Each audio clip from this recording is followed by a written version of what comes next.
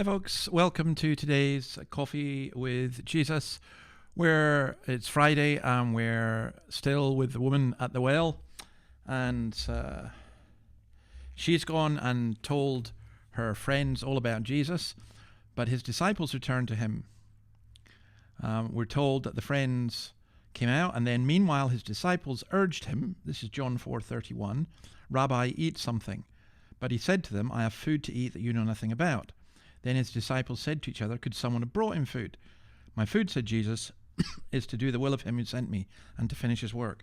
It's interesting, isn't it, how the woman at the well, when Jesus told her about this water, she said, well, where are you going to draw it? She was thinking of physical water.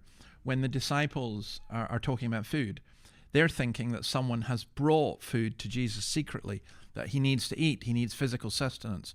Now, of course, food is really vital for us, but when Jesus says this, "My food is to do the will of him who sent me and to finish his work." So,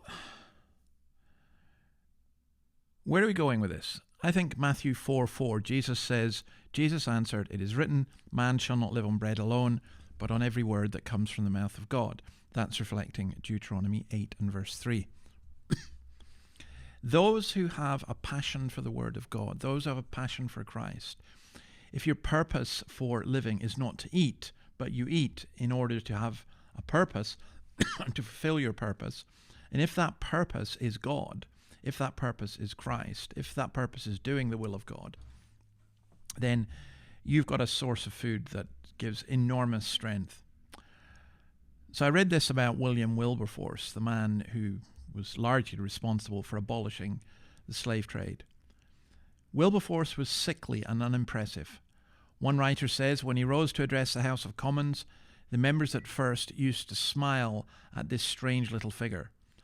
But when he began to speak, the people soon realized a fire burned within him. Of Wilberforce, it was beautifully said, "The little minnow became a whale. Serving God has become his food." What a beautiful thing. Serving God had become his food. Psalm 41, "I delight to do your will, O my God." That is the key to Christ's spiritual sustenance, the key to Wilberforce's spiritual sustenance. It is absolutely, of course, the key to ours. So, I'm going to go out for a meal tonight with my good lady to celebrate our anniversary. And I love good food. It's great having good food. But even more, I love spiritual food. I love feeding from the Word of God. And I pray, one of the things I find so frustrating in churches is that people are not being fed really good food. And I pray that we would receive that food. I pray that we would get it in many different ways. But most of all, if you think about it this way, we live off doing the will of God. Not reluctantly, but joyfully. And it's a means that sustains us and gives us energy and gives us power and keeps us going. God bless you. See you after the weekend. See you on Monday. Bye.